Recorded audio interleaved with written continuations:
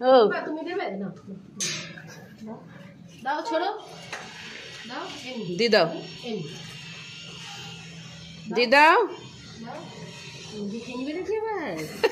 দি দে তো যা, ওদেরকে দি দাও, বিকুটা দি দাও, খাবে না ওরা ছোট।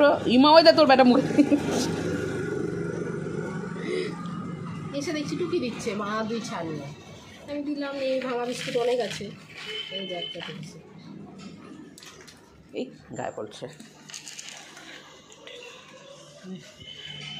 এই তো যা, এই বিস্কুটটা ওকে দিতে দিল, তুই নিজে খেয়ে নিলি, হাতে নিয়ে নিজে খেয়ে নিল।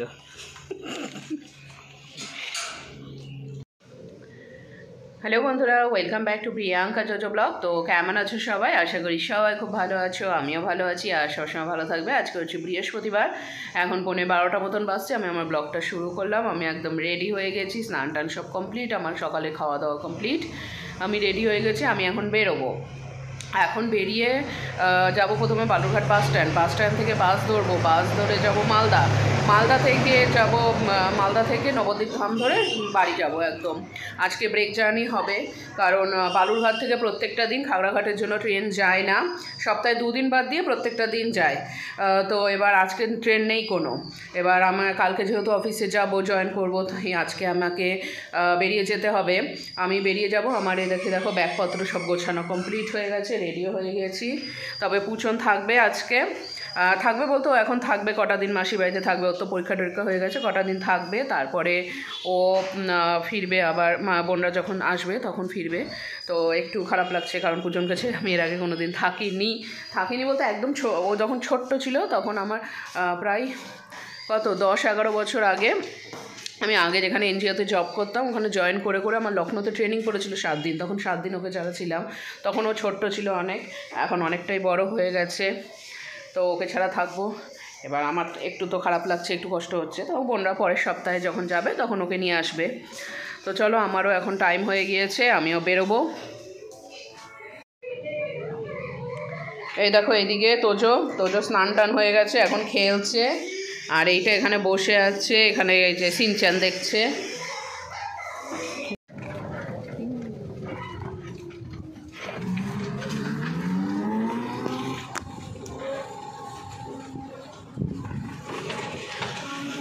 আমি এখন বাস স্ট্যান্ডের দিকে যাচ্ছি। ওদের বাড়ি থেকে বেরিয়ে এই টোটো পেয়ে গিয়েছিলাম, সুবিধে হলো, কারণ আমি তো ব্যাগটা নিয়ে হাঁটতে একটু অসুবিধে হতো, অনেকটা রাস্তা। হ্যাঁ, ব্যাগ না থাকলে হয়তো হেঁটে চলে যেতাম, সেটা খুব একটা ব্যাপার ছিল না।